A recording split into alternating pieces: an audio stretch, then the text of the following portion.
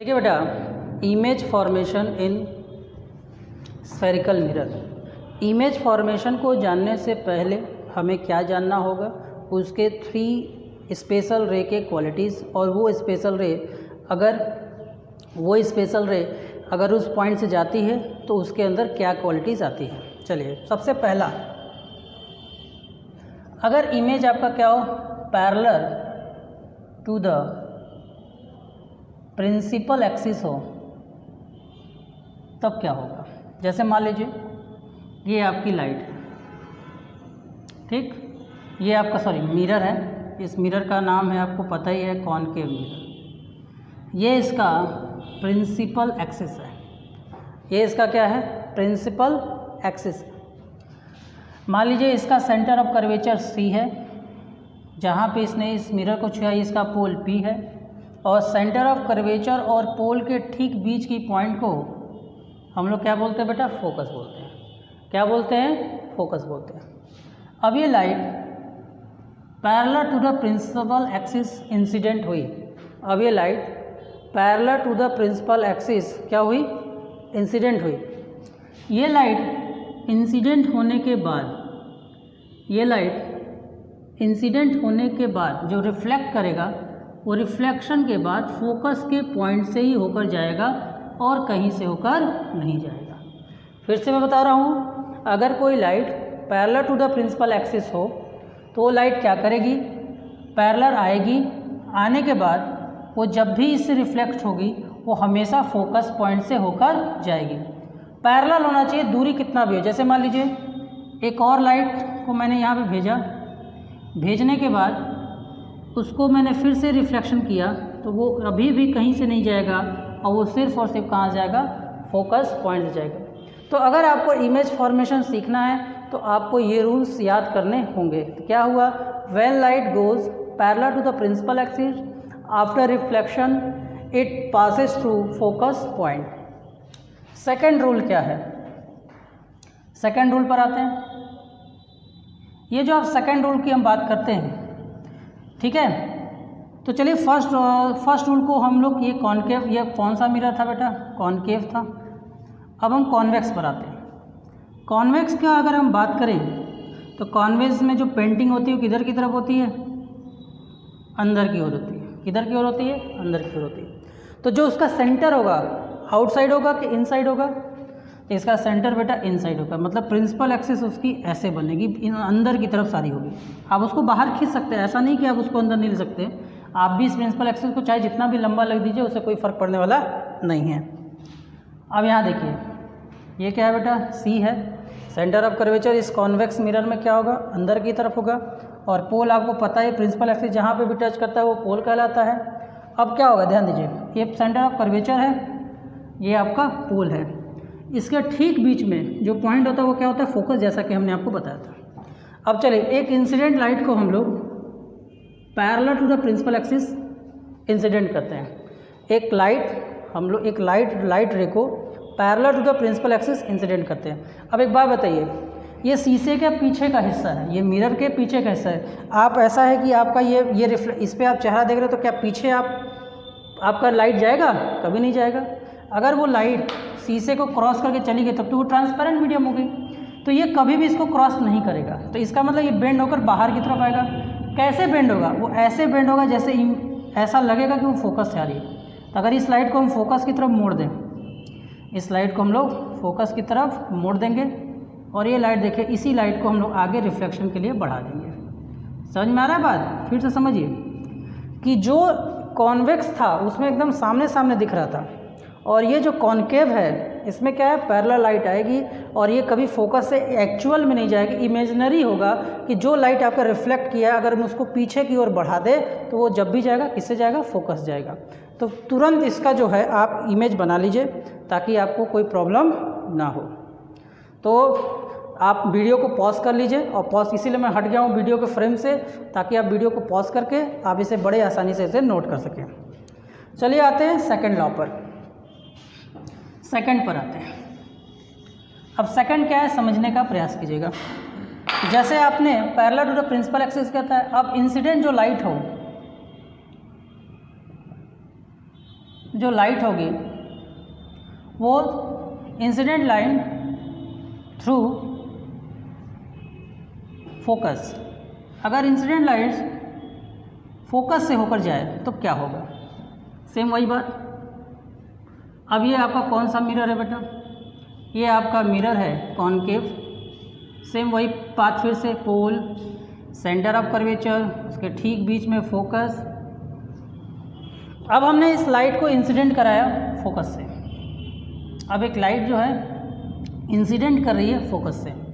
जैसा कि अभी आपने पिछले क्वेश्चन में, पिछले रूल में पढ़ा कि अगर light parallel to the principal axis अगर आ रही है तो वो लाइट क्या होगी बेटा, फोकस से जाएगी। उसी तरह जो लाइट फोकस से आएगी वो रिफ्लेक्शन के बाद वो क्या होगी बेटा, parallel to the principal axis आ रही है। चलिए एक और लाइट देख लीजिए, जैसे एक लाइट को मैंने और भेजा फोकस से, वो रिफ्लेक्शन किया और रिफ्लेक्शन करके क्या होगा, parallel to the principal axis. अगर कोई भी लाइट इंसिडेंट करेगी किससे, फोकस पॉइंट से इस मिरर पर, तो वो मिरर क्या होगा, ऑटोमेटिकली वो जो भी उसका रिफ्लेक्शन होगा वो parallel to the principal axis होगा। इसी रे डायग्राम को हम लोग कॉन्वेक्स मिरर में भी समझने का कोशिश करते हैं। कॉन्वेक्स मिरर क्या है, चलिए इसमें भी प्रिंसिपल एक्सिस बनाते हैं। जैसा कि अभी आपको पता चल ही चुका है कि इसका जो सेंटर ऑफ कर्वेचर क्या होगा, अंदर की ओर होगा, और इसका जो पोल होगा यहाँ होगा, ये उसका आपका क्या होगा बेटा, फोकस हो गया। अब लाइट इस पर इंसिडेंट करे, मान लीजिए ये लाइट ऐसी है कि जो फोकस से जा रही है। एक्चुअल में तो आपको पता है कि वो लाइट फोकस से नहीं जा सकती क्योंकि वो मिरर है, अंदर लाइट को जाने लगे। लेकिन ऐसा इमेजिन करिए कि कोई एक ऐसी लाइट है, अगर ये रास्ता नहीं होता, अगर ये मिरर नहीं होता तो वो फोकस से ही जाता। ऐसी कोई लाइट आ रही है तो आपको पता ही है ऐसी लाइट रिफ्लेक्शन के बाद क्या होता है, पैरेलल टू प्रिंसिपल एक्सिस होगी, मतलब उसका रिफ्लेक्शन इधर की ओर होगा। समझ में आया? तो इस तरह की चीज़ों को हम लोग बहुत डाउट होता है। तो अगर आपको इमेज बनाना सीखना है, क्योंकि ये बहुत इंपॉर्टेंट है लाइट चैप्टर में, जब तक आप उस इमेज को बनाना नहीं सीखेंगे तब तक आपको बिल्कुल भी कुछ समझ में आने वाला नहीं है। चलिए वीडियो को पॉज करिए, पॉज करके नोट करिए। नेक्स्ट और लास्ट जो है वो क्या है बेटा, अगर आपका कोई भी लाइट जो है सी से जाए, सी से मतलब सेंटर ऑफ कर्वेचर से, सी का मतलब क्या है यहाँ बेटा, सेंटर ऑफ कर्वेचर से। तो फिर से वही बात कर रहे हैं। तो अब ये देखिए सेंटर ऑफ कर्वेचर से अगर कोई लाइट अगर जैसे फोकस हो गया, ये आपका सी हो गया। अब मैं किसी एक लाइट को सेंटर ऑफ कर्वेचर से इंसिडेंट कर रहा हूँ, थोड़ा धीरे बोलेंगे लोग। तो अगर मैंने सेंटर ऑफ कर्वेचर से अगर उसको मैंने इंसिडेंट कर दिया, तो इंसिडेंट के बाद वो रिफ्लेक्शन में भी वही रास्ता चूज़ करेगा, मतलब यूं जाएगा और यूं वापस आ जाएगा। मतलब कोई भी उसके पाथ में कोई चेंजेस नहीं होगा। बस क्या होगा कि अगर आप ऐसे जा रहे थे और वो तुरंत मिरर से लड़ने के बाद 180 डिग्री में रोटेट घूमकर वापस उसी डायरेक्शन में आ जाएगा। मतलब इसका जब भी कोई लाइट सेंटर ऑफ कर्वेचर से अगर पास करती है तो जिस वे से वो जा रही है उसी वे पर वो वापस आ जाएगी। इसी का फिगर हम किस पे देखते हैं, कॉन्वेक्स मिरर पे देखते हैं। तो कॉन्वेक्स मिरर पे जब आप देखेंगे तो ये आपका क्या होगा बेटा, सी, ये आपका हो गया पी, सॉरी ये आपका एफ, ये आपका पी। तो वही चीज़ समझिए कि मान लीजिए कोई एक ऐसी लाइट है जो कि सेंटर ऑफ कर्वेचर से होकर जाने वाली थी। मैंने बताया कि आपके पास एक्चुअल में तो वो जाएगी नहीं, ऐसा इमेजिन करेंगे हम लोग, और इमेजिन करेंगे तो आपका क्या होगा, जिस रास्ते से आई है उसी रास्ते से इसका क्या होगा, वापस चले जाना है। इसमें कोई भी रिफ्लेक्शन पार्ट डिफरेंट नहीं होगा। तो ये 3 रूल्स हैं इमेज फॉर्मेशन ऑफ मिरर के। जब तक आपको ये चीज़ नहीं पता होगा आप किसी भी इमेज का परफॉर्म नहीं कर पाएंगे। उसके अलावा जब भी हम इमेज बनाते हैं तो याद रखिएगा, ये मिरर का हिस्सा, मान लीजिए हम इसको ऐसे जिगजैग कर रहे हैं, ये मिरर का हिस्सा है। लेफ़्ट साइड में LHS साइड में हमेशा आप ऑब्जेक्ट को रखेंगे, ठीक है, और इधर अब ऑब्जेक्ट रखेंगे। अब रे डायग्राम के अनुसार जैसा इमेज परफॉर्म करेगा, जैसा इमेज फॉर्म्ड होगा उस हिसाब से हम उस इमेज का नेचर रखेंगे। लेकिन आपको हमेशा याद रखना है, क्या याद रखना है कि आपको हमेशा ऑब्जेक्ट लेफ़्ट साइड रखना है, कभी भी राइट साइड नहीं रखना। ये हमारे कुछ गोल्डन रूल हैं, ठीक है। तो चलिए आज का जो टॉपिक है हमारा वो क्या है, image formation by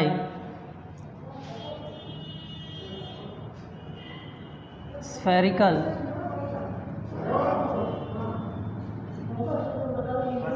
बंद कर दीजिए।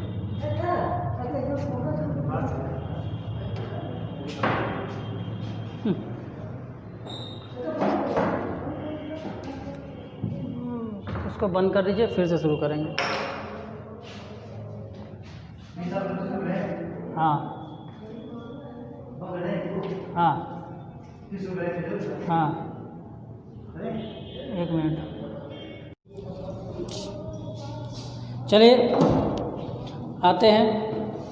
आज का जो आपने देखा कि इमेज फॉर्मेशन के रूल क्या होते हैं, एक सिंपल सा मैं आपको बताता हूँ कि हमको कैसे इसको बनाना होगा।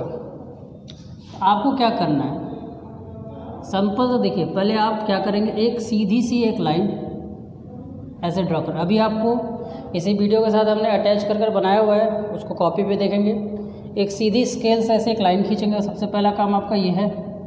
फिर स्केल से किसी भी इस पॉइंट से इस पॉइंट तक मेज़र कर लेंगे। मान लीजिए हमने इसको मेज़र किया 8 सेंटीमीटर। क्या किया, 8 सेंटीमीटर। अब कंपास का एक पॉइंट इस पे, टिप एक इस पे और एक इस पे ऐसे रखकर आप इसको ऐसे ड्रॉ करें। ठीक है, क्या करेंगे, कंपास का एक टिप यहाँ रखेंगे, एक टिप यहाँ। फिर आपका ये बड़े ही आसानी से आपने इसको बना लिया। अब जिस पॉइंट पे ये छुआ, इसको आप लोग पोल बनाएंगे। आपने 8 सेंटीमीटर लिया, 8 सेंटीमीटर का हाफ कितना होगा, 4 सेंटीमीटर। तो आप क्या करेंगे, इससे 4 सेंटीमीटर की डिस्टेंस पर एक और पॉइंट ले लेंगे। उस पॉइंट का नाम होगा फोकस पॉइंट। तो ये आपका हो गया फोकस पॉइंट, ये आपका क्या हो गया। ठीक, अब हम एग्जांपल के लिए लेते हैं कि एक लाइट मान लीजिए हमने इसके सेंटर ऑफ कर्वेचर से बियॉन्ड ले लिया। ठीक, आपके पास 3 लाइट है। पहला पैरेलल है, दूसरा टू द फोकस है और तीसरा to the centre of curvature. चूँकि मैंने ना स्केल लिया ना कुछ, इससे हो सकता है कि हल्की सी गड़बड़ी हो जाए, लेकिन समझिए क्या करेंगे, 2 तरह के रे आपको भेजना है। तीनों के भेजने की कोई ज़रूरत नहीं है। जो 2 आपको पता है उन 2, जो 3 पता है उसमें से किसी 2 को भेजिए। अब देखिए यहाँ पे ये लाइट इस पे गया, फॉल हुआ, parallel to the principal axis हो रहा है। और parallel to the principal axis अगर ये फॉल होगा मिरर पर, तो उसका 100% श्योर है वो कहाँ जाएगा, फोकस पॉइंट से। तो आप स्केल की सहायता से इस पॉइंट से इस फोकस पॉइंट को मिलाकर एक लाइन ऐसे खींच देंगे। समझ में आ गया। अब इसके पास आपके पास 2 ऑप्शन, अब एक ऑप्शन आपने कर लिया, अब आपके पास 2 ऑप्शन है। या तो आप रे को टू द फोकस भेजिए, या तो आप रे को सेंटर ऑफ कर्वेचर से भेजिए। क्या कीजिएगा, स्केल की सहायता से लीजिएगा, ऐसे ही स्केल की सहायता से। अगर आप फोकस से भेजना चाहते हैं तो एक स्केल की सहायता से इसको और इसको मिलाते हुए ऐसे करिएगा। ठीक, खींच दिया। अब इस लाइन को जैसे खींचेंगे तो लाइन खींचने के बाद क्या होगा, parallel to the principal axis आएगा। आ गया parallel to the principal axis. जब भी कोई लाइट फोकस पॉइंट से इंसिडेंट होती है तो कहाँ जाती है, parallel to the principal axis जाती है। जहाँ पे इन दोनों ने एक दूसरे को काटा वहीं पर आप एक लाइन खींच दीजिएगा, वहीं से एक सीधी लाइन खींच दीजिएगा और ये आपका इमेज बन गया। बात समझ में आ रहा है। अब इमेज उल्टा क्यों बना, अब इमेज बन गया आपका। ठीक है, इसका नाम मैंने रखा ए, इसका नाम रखा मैंने बी। ठीक है, और ये आपका क्या हो जाएगा, ए डैश, और ये आपका क्या हो जाएगा, बी डैश। क्लियर है। तो ये आपका ए डैश बी डैश बना, देखिए सॉरी बी डैश नीचे रहेगा, ए डैश ऊपर रहेगा। ऐसा क्यों होगा, इस बात को समझिए। इसके पीछे का रीज़न ये है, इसके पीछे का रीज़न ये है कि आपने रे कहाँ से लिया, इसके हेड से लिया। तो जो मिलेगा भी रिफ्लेक्शन के बाद जो लाइट, वो भी उसका हेड ही होगा। ये हो गया। अगर आपका मन नहीं कि हम फोकस से भेजें तो आप सेंटर ऑफ कर्वेचर से भी भेज सकते थे। क्योंकि मैंने एकदम परफेक्टली नहीं लिया तो हो सकता है गलत हो जाए, लेकिन आप जब लेंगे तो इसी पॉइंट से आएगा। ठीक है, इसके बाद कैसे आपको बनाना है, क्या इमेज का मतलब होता है। अब देखिए, यह इमेज कहाँ मिला हमें, फोकस, सेंटर ऑफ कर्वेचर और फोकस के बीच में। तो अगर हम पोजीशन ऑफ इमेज की बात करें, इमेज कैसा है, C to C and F between C and F है। कैसा है बेटा, इन्वर्टेड है, उल्टा है, और कैसा है, रियल है। इन्वर्टेड और क्या है, रियल है। साइज क्या है, small, smaller than object, object से क्या है, छोटा है। इमेज, सॉरी इमेज, इमेज क्या है, बिटवीन द सेंटर एंड और फोकस के बीच में है। कैसा इमेज है, इन्वर्टेड मतलब उल्टा है, और रियल है। रियल क्यों है कि एक्चुअल इसका मिलन हुआ है। अभी आपको समझाएंगे एक्चुअल और इमेजनरी और रियल में मतलब क्या है। रियल इमेज को हमेशा हम स्क्रीन पर ऑब्टेन कर सकते हैं, जबकि इमेजनरी इमेज को हम लोग स्क्रीन पर ऑब्टेन नहीं कर सकते। इसको आप बना कर देखेंगे तो ये आपको इसकी साइज़ छोटी दिखेगी और इसकी साइज़ आपको क्या दिखेगी, बड़ी दिखेगी। ठीक है, तो अब इसके आगे किस प्रकार से हमने किया हुआ है कॉपी में है, अब उसको आप लोग नोट कर देख लें। ठीक है, थैंक यू।